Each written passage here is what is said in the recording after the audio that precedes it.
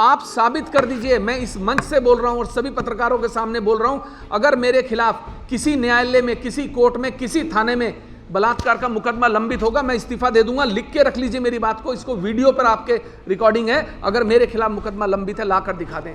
झूठ बोलना, 29 मुकदमे, आप 29 नहीं, आप 19 मुकदमे दिखा दीजिए मेरे खिलाफ, मैं इस्तीफा दे दूंगा।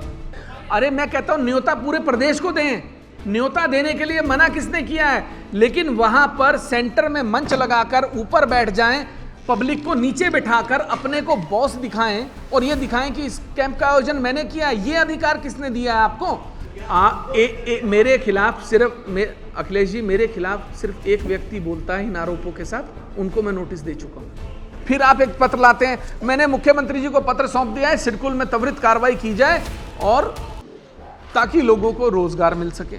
झूठ, हर बात में झूठ। आप अपने को फर्ज आईएफएस बताते हैं, I am a qualified IFS, Indian foreign services. Which batch? Which batch? Which batch? You are a IFS officer, you are an IFS officer. अगर आप आईएफएस क्वालिफाइड होंगे तो भी मैं कह रहा हूं विधायक खानपुर के नाते मैं इस्तीफा दे दूंगा। आप साबित कर दीजिए, कोई तो डॉक्यूमेंटेशन होगा, आपने सिविल सर्विसेज में अप्लाई किया होगा, आपका जो नामांकन होगा, नॉमिनेशन होगा, आपका जो भी एनरोलमेंट होगा वो तो होगा। आप जिस दिन क्वालिफाई हुए होंगे उस दिन सिविल सर्विसेज की लिस्ट में आपका नाम तो होगा, आपको पत्र तो आया होगा। झूठ, झूठे आडंबर। रिस्पोंडेंट्स ऑफर्स अनकंडीशनल अपोलॉजी, इसका मतलब आप समझ गए होंगे। अनकंडीशनल माफी मैं मांगता हूं उनकी honourable court for his lack of awareness and unintentional use of siren. उन्हें अवेयरनेस नहीं थी, उन्हें ज्ञान नहीं था और उन्होंने सायरन जो बजाया वो अनइंटेंशनली बजाया during the tenure of MLA. क्या किसी पत्रकार को यह अधिकार है कि वो मुझे दलाल, ब्लैकमेलर, बलात्कारी और अपराधी लिखे? वो ये लिखे कि कुछ अधिकारी मुझसे इसलिए डरते हैं कि मेरे पास उनके स्टिंग है और मैंने उन्हें एक्स्ट्रा सर्विसेज दी है। ये क्या शब्दावली है? मैं आप सभी से पूछना चाहता हूं, कितनी बार बर्दाश्त करूं? एक बार, दो बार, तीन बार? मैं भी इंसान हूं, मेरी भी सीमा है बर्दाश्त करने की। एक मिनट अखिलेश जी, एक मिनट, मैं आपकी बात समझ गया, इतनी देर नहीं लगती। आप ऑर्डर खोलिए, इसमें क्या है? Umesh Kumar versus not Pranav Singh versus state. राज्य में अवैध हूटरों का प्रमाण, राज्य में अवैध हूटर बजाए जाने पर एसएलपी है, ये वर्सेस स्टेट है, नॉट वर्सेस प्रणव सिंह। मैं ये पूछना चाहता हूँ, क्या भावना पांडे जी आप को सीबीआई ने आपके घर पर लाइव रेड करके पकड़ा था या नहीं पकड़ा था? क्या आपके घर से करोड़ों रुपए रिश्वत के उस समय बरामद हुए थे या नहीं हुए थे? क्या आपके खिलाफ उस मामले में सीबीआई ने चार्जशीट फाइल की या नहीं की? क्या केंद्र सरकार ने उस मामले में सीबीआई को मुकदमा चलाने की अनुमति प्रदान की या नहीं की? इसके बाद कौन सी सुचिता रह गई? आप ये भी तो देखेंगे कि आप अब डकैत के साथ उमेश कुमार को कंपेयर करेंगे तो नहीं चलेगा ना उनके मुकदमों से। मेरे खिलाफ आरोप पत्र दाखिल हुआ हो, मेरे खिलाफ ट्रायल चल रहा हो, मैं इस्तीफा देने को तैयार हूं। इससे बड़ी बात आप विधायक से क्या जानना चाहते हैं? इसके बाद भी आप मुझसे सवाल करेंगे तो मेरी गलती है किसकी है? मैं बता रहा हूं, मेरे खिलाफ 14 मुकदमे लंबित थे जब मैंने पहला अपना हल्फनामा दाखिल किया नामांकन के समय। आज 6 मुकदमे मेरे बंगाल के खत्म हो चुके हैं जो मेरे खिलाफ थे, उनमें सब में क्लोजर रिपोर्ट आ गई है। मेरे खिलाफ आज की डेट में बंगाल में कोई बात लंबित नहीं है।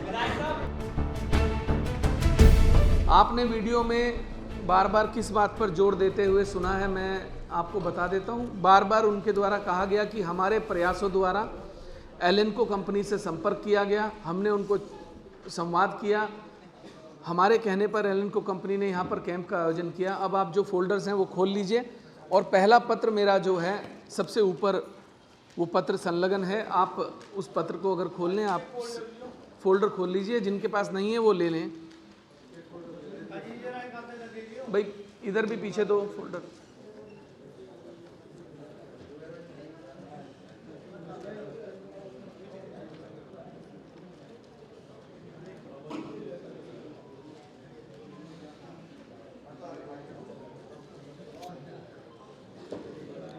सभी के पास फोल्डर आ गए हैं?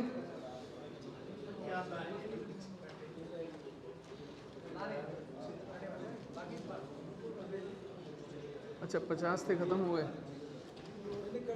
पर शुरू कर देता हूँ मैं फिर भी। आप पत्र देखेंगे, पहला पत्र है उमेश कुमार, सामाजिक न्याय और अधिकारिता विभाग को दिव्यांगजनों हेतु बैटरी चलित उपकरण के संबंध में।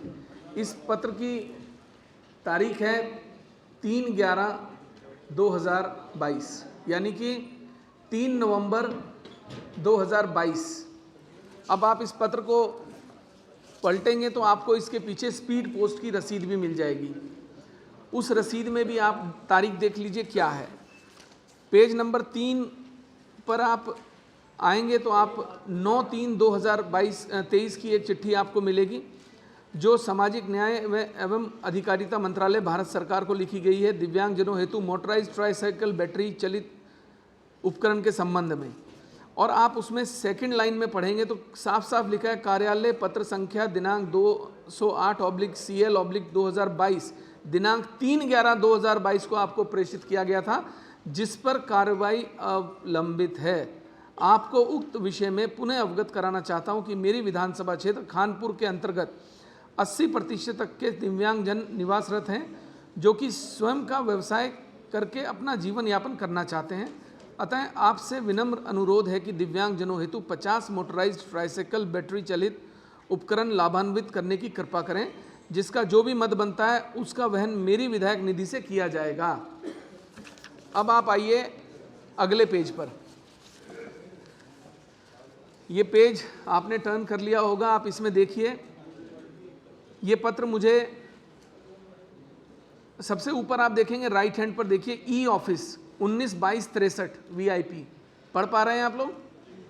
उसके नीचे देखिए 11/3/2023 को ये पत्र मेरे कार्यालय में प्राप्त हुआ, जिसमें लिखा गया है कि माननीय श्री उमेश कुमार जी, आपके द्वारा प्रेषित पत्र दिनांक 3 नवंबर 2022, जो कि इस कार्यालय में दिनांक 22 फरवरी 2023 को प्राप्त हुआ, पत्र के माध्यम से आपने विधानसभा क्षेत्र खानपुर अंतर्गत निवासरत दिव्यांगजनों के सहायतार्थ 50 बैटरी चलित ट्राईसाइकिल प्रदान किए जाने का अनुरोध किया है।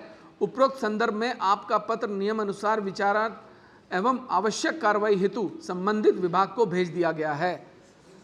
अब आप लास्ट पेज पे आ जाइए, और बहुत ही महत्वपूर्ण पेज है, भारत सरकार का पत्र, आखिरी पेज आप लोग पढ़ पा रहे हैं। Ministry of social justice and empowerment, सभी पत्रकार साथी पढ़ पा रहे हैं। आप इस पत्र में देखिए, जो बार बार पूर्व विधायक कह रहे हैं कि एलेनको कंपनी से हमने टाई अप किया, एलेनको कंपनी को हमने पत्र लिखा। आपने वीडियो में देख लिया होगा सभी ने, एलेनको कंपनी का बार बार वो जिक्र कर रहे हैं कि हमने पत्र लिखा, हमने पत्र लिखा। ये पत्र देखिए, भारत सरकार के मिनिस्ट्री ऑफ सोशल जस्टिस से 5/4/2023 को to the chairman cum managing director artificial limbs manufacturing company corporation of India ALIMCO, GT road, Kanpur, Uttar Pradesh. ये भारत सरकार द्वारा उनको आदेश दिया गया, संबोधित करते हुए पत्र जारी हुआ। Sir, I am directed to refer the communication received on 22/2/2023 from Shri Umesh Kumar, MLA Khanpur, Uttarakhand, copy enclosed on the subject cited above the holding a camp for person with disabilities Divyangjan in Khanpur Legislative Assembly constituency Uttarakhand for distribution of aids and assistive devices under the EDIP। आप को मुझे निर्देशित करने का आदेश हुआ है कि विधायक खानपुर के पत्र में, जो कि हमें इस दिनांक को प्राप्त हुआ है और संलग्न है, खानपुर क्षेत्र में एक कैंप लगाए जाने का, ताकि दिव्यांगजनों को कृत्रिम अंग और जो डिवाइसेस हैं वो बांटी जा सकें। अब मैं आप लोगों से सवाल करना चाहता हूं। पिछले 7 महीने से मैं दिन रात इस कैंप के आयोजन के लिए मेहनत कर रहा था, पत्राचार कर रहा था, लोगों से फ़ोन पर बात कर रहा था, मंत्री से बात कर रहा था। अब आप मुझे बता दीजिए कि इस कैंप का आयोजन किसने कराया। मैं आप पत्रकार साथी सभी हैं और मैं दस्तावेज के आधार पर बात कर रहा हूं। अगर आप कोई सवाल करना चाहें, क्योंकि उसके बाद मैं दूसरी बात पर आऊँगा। ये पहला मुद्दा था, दूसरा मुद्दा मैं इसके बाद छेड़ूंगा। कोई सवाल आप लोगों के हों, आप करना चाहें तो कर सकते हैं। विधायक जी, ये आरोप हमारे नहीं थे, ये पूर्व विधायक के थे, नंबर 1। और ये आपने जो पत्राचार किए ये अब आपने दिखाए ना, तो अब पता चला कि मैं यही कह रहा हूं कि अब आपके मन में कोई शंका, सुबह कोई सवाल है, क्योंकि पत्रकार जो है वो एक पक्ष देखता है जब उसको जो दिखाया जाता है, दूसरा पक्ष जब आता है, जब दूसरा पक्ष सामने आकर अपनी बात रखता है। उन्होंने अपनी बात रखी, अपना पक्ष रखा, हमने अपना पक्ष रखा। उन्होंने सिर्फ हवा में बातें की, आरोप लगाया, कैंप के आयोजन को लेकर संबंधित झूठी बातें बोली, एलिनको कंपनी को पत्र लिखने के संबंध में झूठी बात बोली, कैंप के आयोजन कराने को लेकर झूठी बात बोली, दिव्यांग जनों को भ्रमित करने की झूठी बातें बोली और जाकर कैंप में झूठा श्रेय लेने का प्रयास किया। पिछले 1 साल से मैं लगातार इनके खिलाफ इनकी बातों को इग्नोर कर रहा था। मैं सोचता हूं कि कोई व्यक्ति हारता है तो कहीं ना कहीं मानसिक रूप से आघात होता है, हो सकता है ठीक हो जाएंगे, लेकिन जब आदमी मानसिक विक्षिप्त हो जाता है, क्योंकि पहले से उनका मानसिक संतुलन ठीक नहीं है, सभी पत्रकार भी जानते हैं, सभी लोग जानते हैं, मुझे कहने की कोई आवश्यकता नहीं है, लेकिन सामाजिक दायरे में रहकर आप काम करें। मैं कोई सड़क करता हूं, मैंने इसका प्रस्ताव भेजा हुआ था, मैं सिडकुल की बात करता हूं, एक चिट्ठी बना लेंगे, मैंने इसकी चिट्ठी दी हुई है।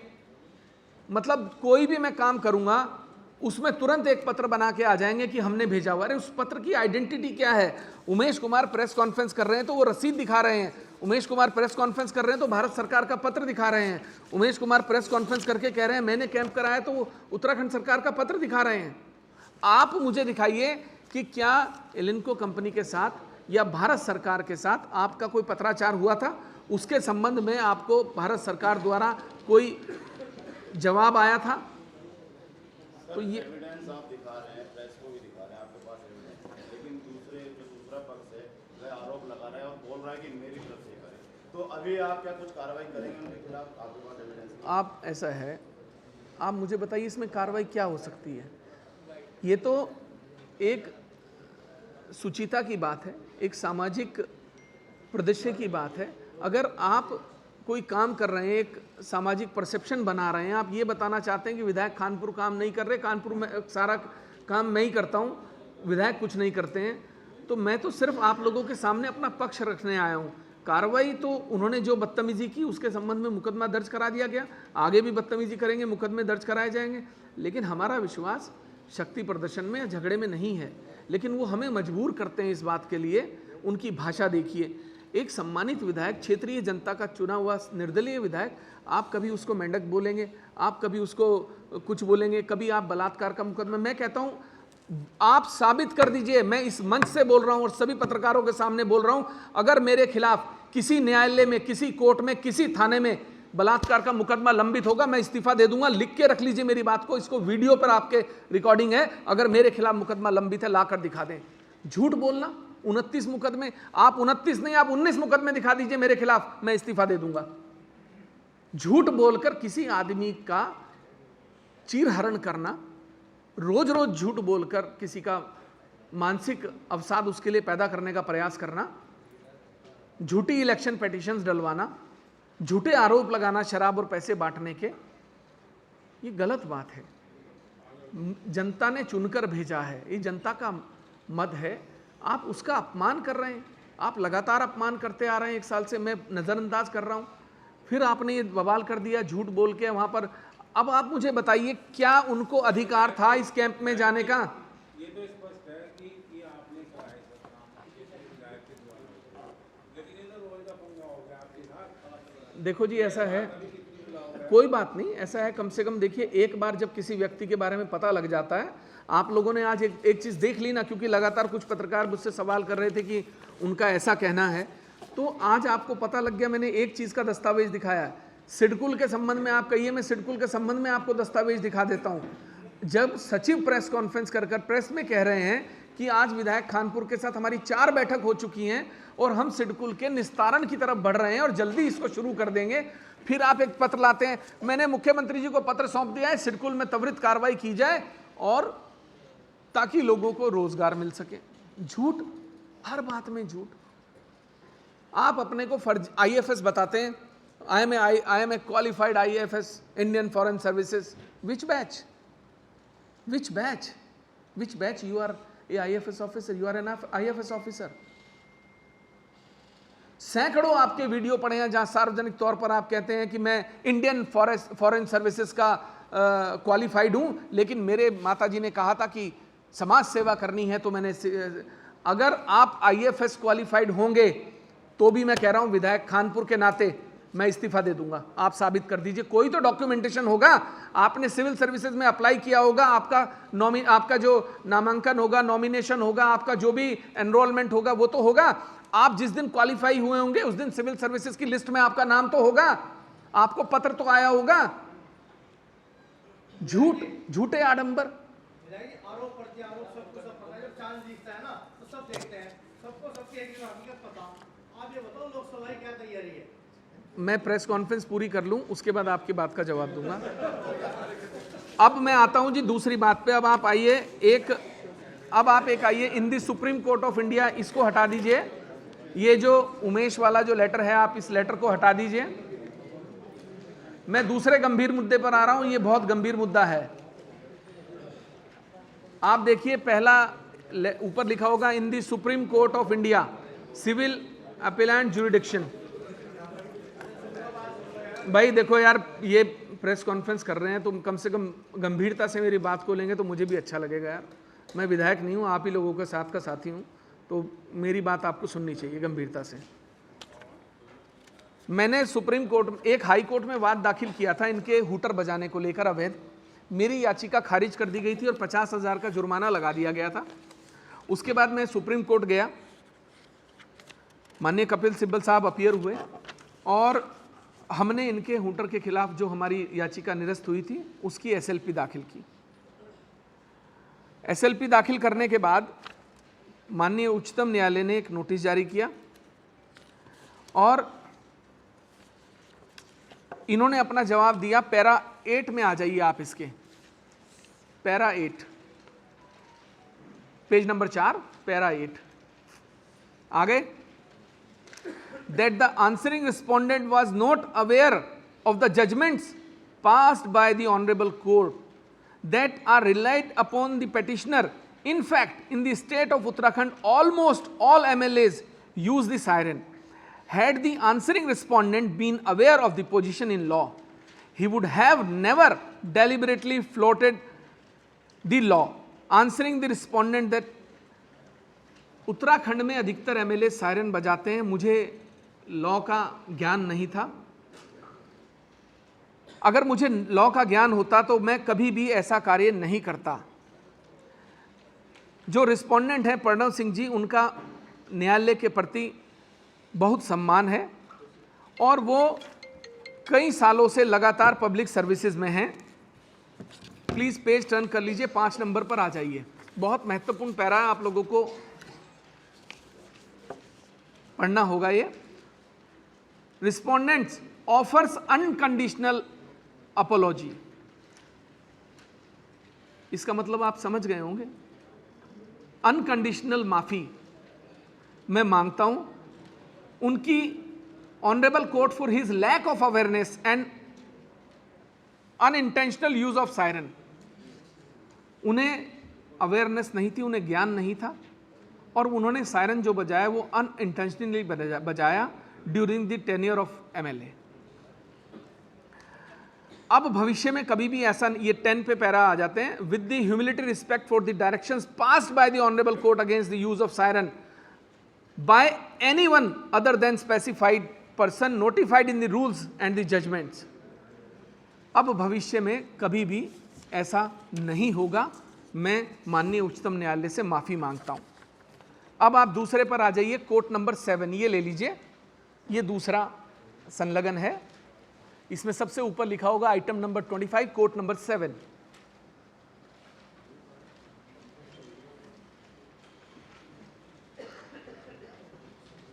उसी में पीछे एक पेज, 2 पेज अलग से संलग्न है, मिल गए। बहुत गंभीर बात मैं आपसे कहना चाह रहा हूं। देश के उच्चतम न्यायालय के प्रति कोई व्यक्ति कितना असंवेदनशील हो सकता है, इससे बड़ा उदाहरण आपको हिंदुस्तान में मिलेगा नहीं। यह है Umesh Kumar versus state of Uttarakhand honourable जजेस का कॉरम है justice Sanjeev Khanna ji, justice M Sundaresh जी। अब आप सबसे नीचे आइए, order. We have examined the counter affidavit filed by respondent number 6 Kunwar Pranav Singh stating that he is aware of the legal position on the uses of hooter sirens on vehicle and that he would not use hooter sirens.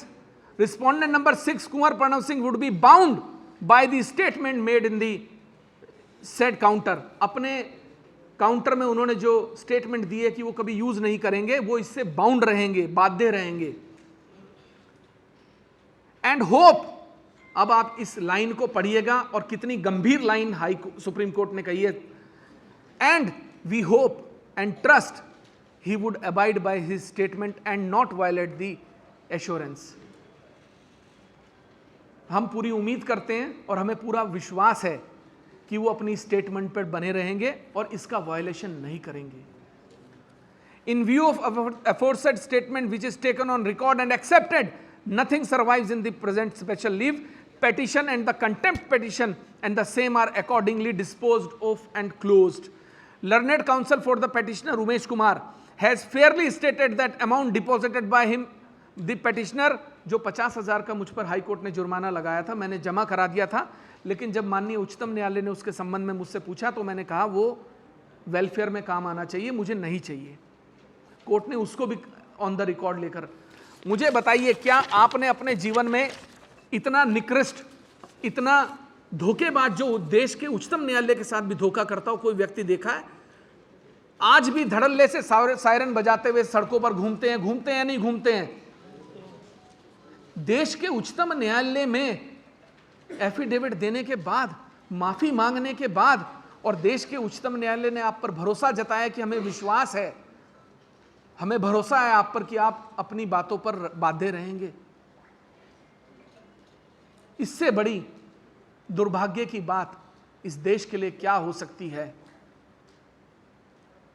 मैं कोशिश करता हूं कि बार बार, क्योंकि जब आप किसी के साथ लड़ाई लड़ते हैं तो आप एक तरफ होकर आपको लड़ाई लड़नी पड़ती है और आप अपने आधे काम उसके कारण खराब करते हैं। मैं जनप्रतिनिधि हूं, मैं विधायक हूं, मुझे सुबह से शाम तक लोगों के काम करने हैं, मिलना जुलना है। अब मैं दिन भर ये लड़ाइयां लड़ता रहूं, मेरा ये काम नहीं है। मैं आप सभी पत्रकार साथियों से ये कहना चाहता हूं कि मैं निष्पक्ष बात करता हूं, मैं अपनी बात रखता हूं। मैंने आज आप सब लोगों के सामने अपनी निष्पक्ष तौर पर अपनी बात रखी, दस्तावेजों के आधार पर रखी। एक मामला नहीं है, सैकड़ों मामले ऐसे हैं जहां पर इन्होंने मेरे काम का श्रेय लेने के लिए झूठे आडंबर रचे।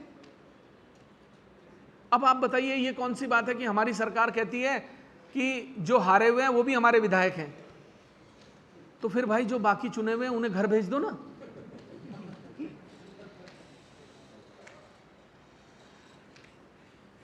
अगर मैं कोई काम एग्जीक्यूशन कराना चाहता हूं तो उस काम को एग्जीक्यूट तो सरकार करेगी ना। अगर मैं कोई पत्र लिखता हूं तो सरकार को ही लिखूंगा ना। वो सरकार किसी की भी हो, उससे फर्क नहीं पड़ता। लेकिन एक विधायक अपने कामों के लिए, जनता के कामों के लिए, जो भी काम क्षेत्र के हैं, विकास के काम है, उनके लिए पत्र तो सरकारों को लिखेंगे, चाहे वो केंद्र हो चाहे राज्य हो।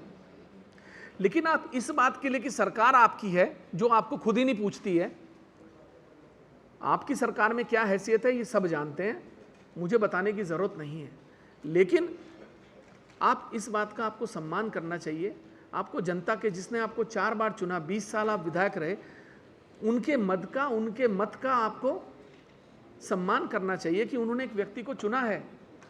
आप उसे काम करने दें, प्रतिदिन परेशान करना। और सुनिए, इस सुप्रीम कोर्ट के ऑर्डर के बावजूद भी ये प्रतिदिन मेरे घर के बाहर आके हूटर बजाते हैं। आप बताइए इससे ज्यादा दुर्भाग्य की बात क्या होगी? फिर भी मैं कोई रिएक्ट नहीं करता, क्योंकि मुझे लगता है मैं सम्मानित व्यक्ति हूं, मैं विधायक के पद पर हूं, मुझे इनकी तरह ओछापन और छिछोरापन नहीं करना चाहिए।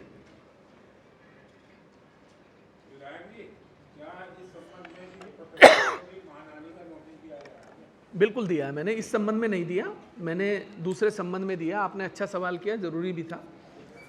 मैं हमेशा पत्रकारों के अधिकारों की लड़ाई लड़ता आया, कहीं भी, चाहे मैं कहता हूँ सिवान तक भी झगड़े हुए होंगे, सिवान तक भी अगर किसी की हत्या हुई होगी पत्रकार की तो मैं वहाँ भी गया हूँगा। लेकिन मैं एक बात कहता हूँ, क्या किसी पत्रकार को ये अधिकार है कि वो मुझे दलाल, ब्लैकमेलर, बलात्कारी और अपराधी लिखे? वो ये लिखे कि कुछ अधिकारी मुझसे इसलिए डरते हैं कि मेरे पास उनके स्टिंग हैं और मैंने उन्हें एक्स्ट्रा सर्विसेज दी हैं? ये क्या शब्दावली है? मैं आप सभी से पूछना चाहता हूँ, कितनी बार बर्दाश्त करूँ? 1 बार, 2 बार, 3 बार? मैं भी इंसान हूँ, मेरी भी सीमा है बर्दाश्त करने की, मुझे भी तकलीफ होती है। लेकिन आप किसी के कहे अनुसार टारगेट करके मुझ पर आरोप प्रत्यारोप, आप सबूतों के साथ आइए, मैं आपका सम्मान करूंगा। आप सबूतों के साथ मुझ पर आरोप लगाइए, लेकिन हवा में आपको किसने अधिकार दिया मुझे ब्लैकमेलर, बलात्कारी, दलाल और अपराधी कहने का? किसने? कौन है आप? आप भी एक पत्रकार हैं, इंसान हैं। 25 साल मैंने भी पत्रकारिता करी है, लेकिन मुझे भी पता है ये अधिकार किसी के पास नहीं है कि बिना आरोपों के, हाँ, कोई प्रेस कॉन्फ्रेंस करता है और वो कहता है कि उमेश कुमार अपराधी हैं, उमेश कुमार ब्लैकमेलर हैं। आप लिख सकते हैं उसके संदर्भ से कि आज इन्होंने कहा और इन्होंने ये आरोप लगाए, लेकिन आप अपने आप सिर्फ एक PIL का संज्ञान लेते हुए आप मेरे ऊपर वो चीज़ें मढ़ने का प्रयास करें जो तकलीफदेह होती हैं।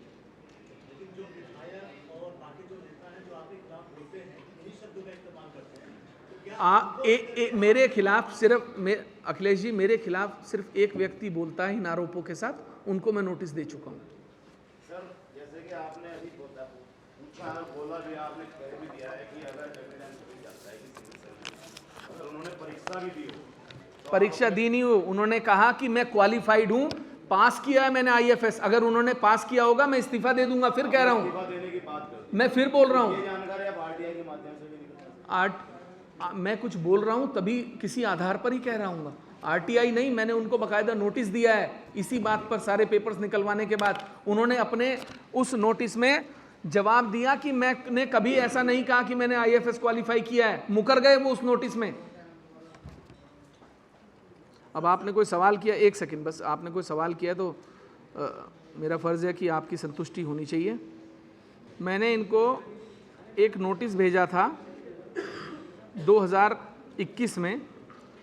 उस नोटिस में इन्हें मैंने कहा था कि आप एक तो कुंवर किस आधार पर लगाते हैं, क्योंकि संविधान लागू होने के बाद से कुंवर, कुंवरानी, राजा शब्दों के चलन पर रोक लगा दी गई थी, आप नहीं लगा सकते। तो उन्होंने मुझे कहा कि हमारे पुरानी विरासत है, हमारी रियासत है, ये है, फलाना है, ठिकाना है, वो एंटाइटल नहीं है। पहली बात ये कुंवर लगाने के, देश के संविधान के अनुसार आप राजा, रानी, कुंवर नहीं इस्तेमाल कर सकते, ये भी गलत है।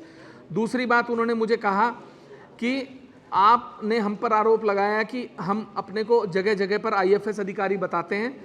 हम IFS अधिकारी के संबंध में हमने कभी नहीं कहा कि हम कोई IFS अधिकारी है, ना हमने इसके परीक्षा में कहीं कभी कोई भाग लिया। तो ये आरोप भी आपका झूठा है। उन्होंने तो मुझे सारे आरोप झूठे बता दिए।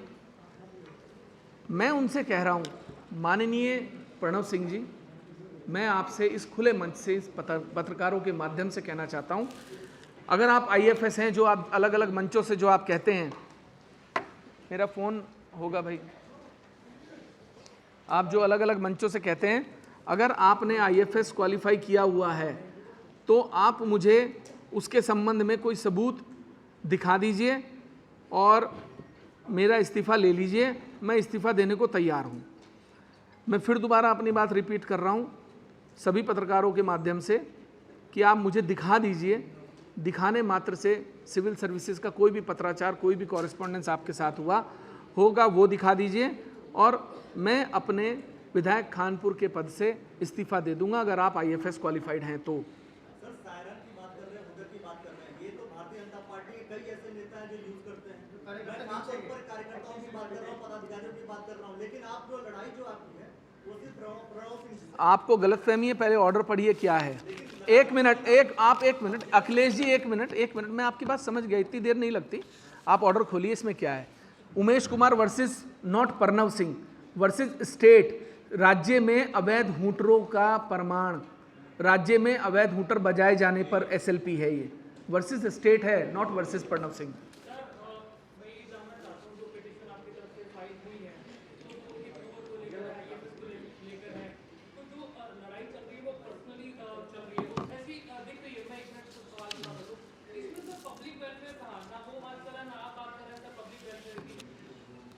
आप ये बताइए कि दिव्यांगजनों का कैंप जो इतना, एक मिनट हेमंत जी, एक मिनट, अगर आपने सवाल किया तो मुझे जवाब देने दीजिए। आपने कहा पब्लिक वेलफेयर कहाँ है, ये झगड़ा ही पब्लिक वेलफेयर का है। दिव्यांगजनों के कैंप के आयोजन को लेकर मैं पिछले 7 महीने से लगातार प्रयास कर रहा था और मैं उसे जब करवाने में सफल हो गया तो उसका श्रेय लेने के लिए पहुंच गए। क्या आप बताइए, कोई स्टोरी आप करते हैं और उस स्टोरी को किसी भी अवार्ड के लिए भेज दिया जाता है किसी दूसरे के चलाने से, आप उस पर प्रतिवाद करेंगे या नहीं करेंगे?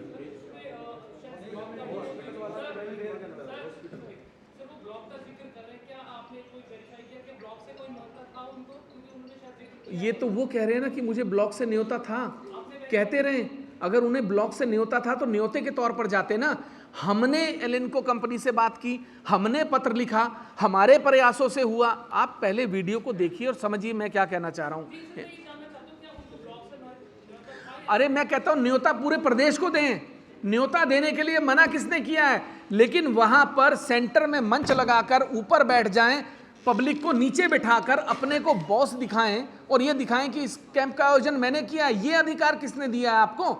अगर विधायक खानपुर अपनी मेहनत से, अपने लगन से और एक माध्यम से एक कैंप कराने में कामयाब हो जाते हैं, आपको किसने ये अधिकार? आप आइए, आप हिस्सा लीजिए, आप मेरी हर एक्टिविटी में हिस्सा लीजिए, आपका स्वागत है। वेलफेयर के काम आप बताइए, 1 साल के काम है।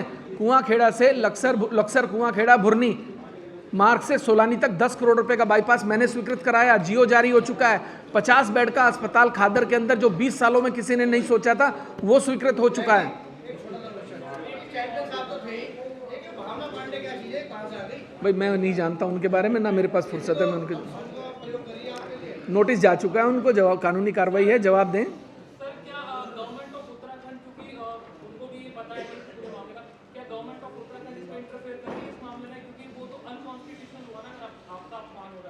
आप देखिए, ऐसा है, कॉन्स्टिट्यूशन अनकॉन्स्टिट्यूशनल जो आप बात कर रहे हैं, सरकार तो जब उसमें इंटरवीन करेगी ना, जब सरकार को मैं कोई शिकायत करूंगा। अभी तो बात हुई, विवाद हुआ, मैं वहाँ से दिल्ली से आया, आके मैंने आपके सामने अपनी बात रख दी, क्योंकि काफ़ी पत्रकारों ने वो स्टोरी चलाई थी कि वहाँ पर हंगामा हुआ। दूसरी बात, मैं अब चलो आपने कर ली, अब आपकी बात का जवाब देता हूँ, क्योंकि कोई पत्रकार कुछ पूछे तो मेरा फ़र्ज़ है जवाब देने का। भावना पांडे 2001 में custom chairman BP Pandey ji के साथ जेल गई, सीबीआई ने गिरफ्तार किया। किसने गिरफ्तार किया? सीबीआई ने। उसके बाद उत्तर प्रदेश द्वारा गिरफ्तार की गई। उसके बाद 2017 में, बहुत गौर से सुनिएगा, 2017 में सीबीआई ने 4 महीने की मेहनत के बाद ट्रैप करा भावना पांडे और पूर्व चीफ जस्टिस कुदूसी। उनके घर पर लाइव रेड हुई, करोड़ों रुपए उनके घर से रिश्वत के पकड़े गए देश के सबसे बड़े मेडिकल स्कैम में। सीबीआई द्वारा 1 साल जेल में रखी गई। बेटे की बीमारी का बहाना लेकर कोर्ट में बेटे की बीमारी दिखाकर वहाँ से अभी जमानत पर है। आरोप पत्र सीबीआई दाखिल कर चुकी है, केंद्र सरकार अनुमति दे चुकी है चीफ जस्टिस कुदूसी साहब के खिलाफ मुकदमा चलाने की। इलाहाबाद के जस्टिस जो थे उनके खिलाफ इन्हीं के चक्कर में कार्रवाई हुई। अब मुझे बताइए, एक व्यक्ति दूसरों को ब्लैकमेलर, दलाल, भ्रष्टाचारी और क्या क्या बोलता है। मैं ये पूछना चाहता हूँ, क्या भावना पांडे जी आप को सीबीआई ने आपके घर पर लाइव रेड करके पकड़ा था या नहीं पकड़ा था? क्या आपके घर से करोड़ों रुपए रिश्वत के उस समय बरामद हुए थे या नहीं हुए थे? क्या आपके खिलाफ उस मामले में सीबीआई ने चार्जशीट फाइल की या नहीं की? क्या केंद्र सरकार ने उस मामले में सीबीआई को मुकदमा चलाने की अनुमति प्रदान की या नहीं की? इसके बाद कौन सी सुचिता रह गई? देश में बच्चों के भविष्य के साथ, मासूमों के भविष्य के साथ खिलवाड़ करने के सबसे बड़े मेडिकल स्कैम में आप लोग सिर्फ गूगल में इतना डालिए भावना पांडे सीबीआई, उसके बाद मुझे बताने की जरूरत नहीं पड़ेगी, पूरा इतिहास आपके सामने आ जाएगा। वो कहती है मैं उत्तराखंडी हूँ, मैं उत्तराखंड की बेटी हूँ। उत्तराखंड में रही कब है? 95 से तो वो दिल्ली में है। 2000 में उनको सीबीआई ने पकड़ा कस्टम चेयरमैन के मामले में। रही कब है? मैं अब हर गली चलते व्यक्ति का जवाब देने के लिए बाध्य नहीं हूँ। आप मुझे बताइए, कोई भी सड़क पर चलकर आए, और मुझ पर आरोप लगा दे और आप मुझसे कहें वो तो ये कह रहे हैं। थोड़ा सा मैं आप पत्रकार साथियों से भी, कुछ मुझसे सीनियर भी होंगे और मेरे जूनियर भी होंगे, मेरा आप सभी लोगों से एक निवेदन है, किसी भी मामले की गंभीरता को आपको भी समझना होगा। अगर आप किसी विधायक छोड़ दीजिए, अगर आप, मैं आपका पत्रकार साथी भी हूँ, उसी के नाते मैं आपसे कहना चाहता हूँ, अगर मुझ पर 25 साल की पत्रकारिता हो गई है मेरी, मैंने अर्श भी देखा है और फर्श भी देखा है। मैं सिर्फ ये पूछना चाहता हूँ कि कोई भी सड़क चलता व्यक्ति आए, आरोप लगा दे और आप उसे दिखाकर मुझसे पूछें कि साहब फलाने तो ये कह रहे हैं, क्या ये शोभा देता है? किसी व्यक्ति का स्तर तो आप देखेंगे या नहीं देखेंगे कि जो व्यक्ति आरोप लगा रहा है उसका स्तर है या नहीं है, उसकी क्रेडिबिलिटी है या नहीं है, उसकी डिग्निटी है या नहीं है। ये कौन तय करेगा? ये आप तय करेंगे, ये पत्रकार साथी तय करेंगे कि हमें किस बात पर बयान लेना है, हमें किस बात पर पक्ष जानना है और हमें किसका पक्ष दिखाना है। आम आदमी की खबर दिखाइए, कोई दीनहीन हो, परेशान हो, दुखी हो, उसकी खबर चलाइए, मुझसे पूछिए, मैं जवाब दूंगा। लेकिन जो लोग मानसिक कुंठित हैं, जो मानसिक विक्षिप्त हैं, जिन लोगों का एजेंडा सिर्फ उमेश कुमार के खिलाफ एक माहौल बनाना है, जिनका एजेंडा सिर्फ ये है कि उमेश कुमार को बदनाम करना है, उन लोगों को आप दिखाकर मुझसे पूछते हैं, मुझे भी तकलीफ होती है। आप लोगों को इस बात की खुशी होनी चाहिए कि कोई आपके बीच में से निकला हुआ है और आपके साथ है। कोई एक पत्रकार जो यहाँ बैठा वो हाथ खड़ा करके ये कह दे कि अगर उमेश कुमार को उसने कभी कुछ कहा होगा, मिलने के लिए, फ़ोन के लिए, काम के लिए, किसी चीज़ के लिए मैंने मना किया हो। आप मुझे बताइए हिंदुस्तान में कौन पत्रकार है जो 1500 किलोमीटर का सफ़र करके सिवान जैसी जगह जहां शाबुद्दीन का खतरा घर के बाहर मंडरा रहा हो और हिंदुस्तान के ब्यूरो चीफ राजदेव रंजन की हत्या हो जाए और उसके घर पहुंचे? क्यों? क्योंकि उसके बेटे को स्कूल एग्ज़ाम, हाई स्कूल के एग्ज़ाम देने नहीं दिया जा रहा था, वो निकल नहीं रहे थे घर से। 3 दिन रहकर आया, उसके बेटे का एग्ज़ाम दिलाकर आया। कहाँ? जहाँ पर पत्ता भी उसकी मर्जी के बिना हिलता नहीं था। कितने पत्रकारों के मुद्दे बताऊं मैं, आप उठाकर देख लीजिए इतिहास। लेकिन आप लोगों को भी मेरी गरिमा का ध्यान रखना पड़ेगा। मेरा आप सभी से अनुरोध है, खबरें चलाइए, कोई मना नहीं है, लेकिन अपना विवेक का भी इस्तेमाल करिए कि हम किसे जगह दे रहे हैं अपने प्लेटफॉर्म पर। हम किस व्यक्ति के संबंध में विधायक से, अपने भाई से, अपने दोस्त से सवाल पूछ रहे हैं, किन लोगों से? उन लोगों की क्रेडिबिलिटी बताइए मुझे, उनका इतिहास बताइए। मेरा इतिहास है, मैं 25 साल पत्रकारिता की है, मेरा इतिहास है, मैंने हज़ारों लड़ाइयाँ लड़ी हैं, मेरा इतिहास है, मैंने कितनी सरकारों से लड़ाइयाँ लड़ी हैं। आप किन की बात कर रहे हैं? उनका इतिहास उठाकर बताइए ना। जो लोग देश के सबसे बड़े मेडिकल स्कैम में जेल में रहे हों, उनकी बातों का जवाब मैं दूं? जो आरोप पत्र जिनके खिलाफ सीबीआई दाखिल कर चुकी हो, देश की सरकार अनुमति दे चुकी हो, उनकी बातों का मैं जवाब दूं?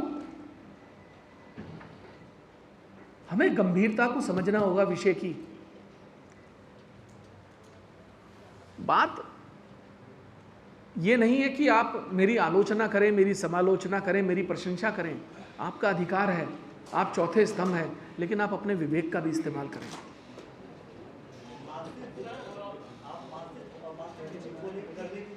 बात कर रहे हैं कि बाकी लोग मानसिक है, स्थिति खराब है, मेंटल स्थिति खराब है। ये बात तो राहुल गांधी को लेकर के भी नरेंद्र मोदी जी कहते हैं, भारतीय जनता पार्टी, कांग्रेस के कई नेताओं को लेकर कहती है। इसका मतलब अगर विपक्ष का व्यक्ति कोई कुछ भी कह रहा है तो वो क्या कोई पत्रकार नहीं चलाएगा? अखिलेश जी, कोई भी व्यक्ति सड़क पर आकर कुछ भी कह देगा, आप चलाएंगे? आप कौन सी पत्रकारिता की बात कर रहे हैं? नहीं, आखिर क्या मतलब, मुझे ये बताइए, क्या हम किसी की खबर, एक मिनट, मोदी जी बोलते हैं ना तब चलाते हो ना? गली के कौन से आपने रुड़की के किसी नेता का बोले हुए बयान को चलाया कि राहुल गांधी विक्षिप्त हैं?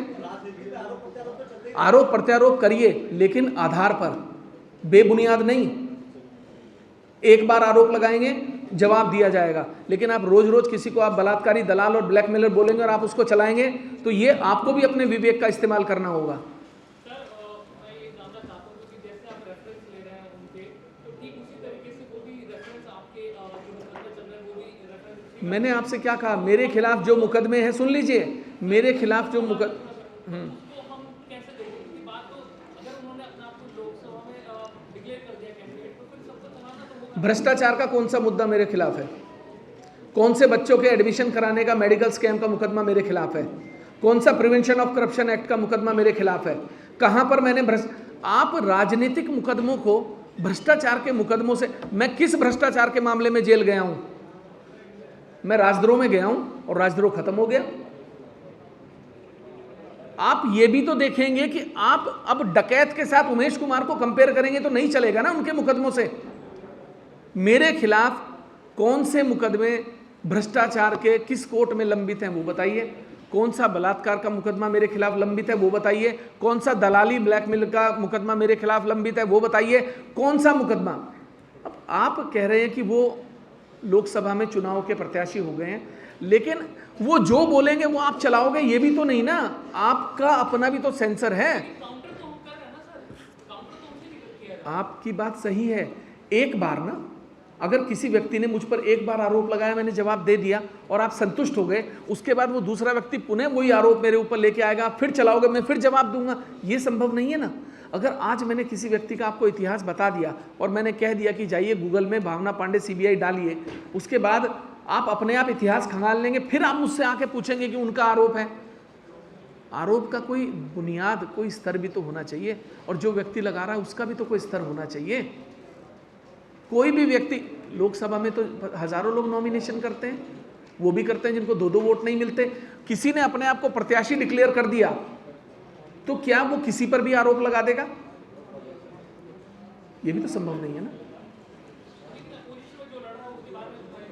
आप उनके बारे में कुछ भी दिखाइए, मुझे ऐतराज नहीं है। मैंने मना कब किया है भाई? आप चौथा स्तंभ है, आपका विवेक है, लेकिन उसका इस्तेमाल तो करिए। वो जो बोल दें वो आप चलाएंगे, ये भी तो नहीं है। आप भी तो देखिए कि ये बोल रहे हैं, इसमें सत्यता है या नहीं है। बस उमेश कुमार के खिलाफ बोल दिया, ये चलाना है, ये कौन सा वो है ध्येय?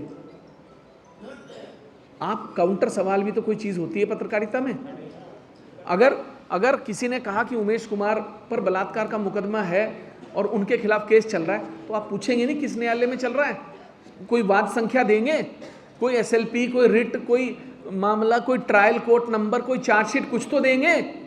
कुछ भी कह दोगे। अगर आपने पूछा था तो उन्होंने क्या जवाब दिया?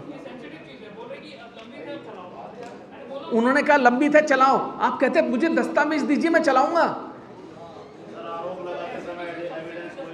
भाई फिर वही बात आ गई, आपने मेरे से आके मेरा वर्जन ले लिया ना, मैंने आपको अपना वर्जन दे दिया। जब मैंने इतनी बड़ी बात कह दी कि कोई भी न्यायालय में मेरे खिलाफ आरोप पत्र दाखिल हुआ हो, मेरे खिलाफ ट्रायल चल रहा हो, मैं इस्तीफा देने को तैयार हूं। इससे बड़ी बात आप विधायक से क्या जानना चाहते हैं? इसके बाद भी आप मुझसे सवाल करेंगे तो मेरी गलती है, किसकी है? भाई साहब मेरे फिर वही बात, गूगल में मेरे पास कहाँ पड़ा है भ्रष्टाचार का मामला, बताइए। नहीं, कमाल की बात कर रहे हैं, मैं तथ्यों की बात कर रहा हूं। मैं कह रहा हूं कोर्ट में चार्जशीट है, मेरे खिलाफ कोई भी, देखिए एफआईआर दर्ज होना कोई बड़ी बात नहीं है। एफआईआर तो किसी के खिलाफ दर्ज हो जाती है, लेकिन उस मामले में मेरे खिलाफ चार्जशीट गई, मेरे खिलाफ वाद चल रहा है, वो बताइए ना। चुनाव के समय ज्यादातर जो है आरोप, जो प्रत्यारोप लगाए जाते हैं विदाउट एविडेंस। देखिए आप ना, आप मेरी बात समझ ही नहीं रहे। आप कह रहे हो कि आरोप लगाए जाते हैं। अरे भाई आरोप तो एक बार लगाए जाते हैं ना, आप रोज रोज रिपीटिशन चलाओगे तो कैसे चलेगा? हरीश रावत की सरकार गिरी थी, उसका आरोप भी आप पे लगा था। हाँ, उसमें आरोप क्या लगना, वो तो आरोप सही बात थी, उसमें क्या दिक्कत है सर? मुकदमा नहीं ना, ऐसा है ना, मुकदमा चल रहा है, सीबीआई तय करेगी क्या मामला था क्या नहीं था।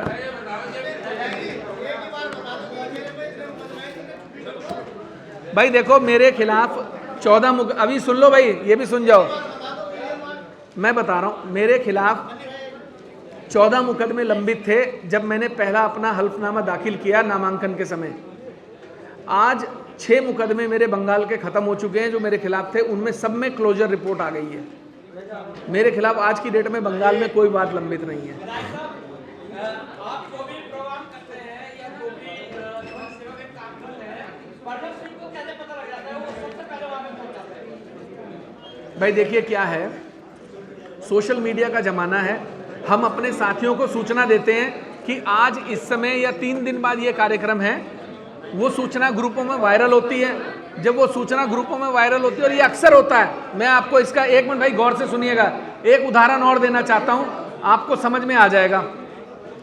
जिला पंचायत चुनाव के बाद हमने प्रधानों को, जिला पंचायत सदस्य, बीडीसी के सम्मान के लिए मेरा एक पंचायत के हमने प्रधान सम्मेलन रखा, जिसमें हमने कहा कि भाई हम अपने सभी लोगों को सम्मानित करेंगे।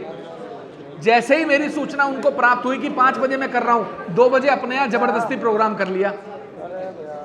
20 साल में कभी किया था प्रधान सम्मान सम्मेलन? कोई भी कार्यक्रम मैं ऑर्गेनाइज करता हूं, उसकी तैयारी करता हूं, 2 दिन बाद पता लगता है कि ये साहब ये वहां पहुंच गए। अब बताइए मैं क्या करूं?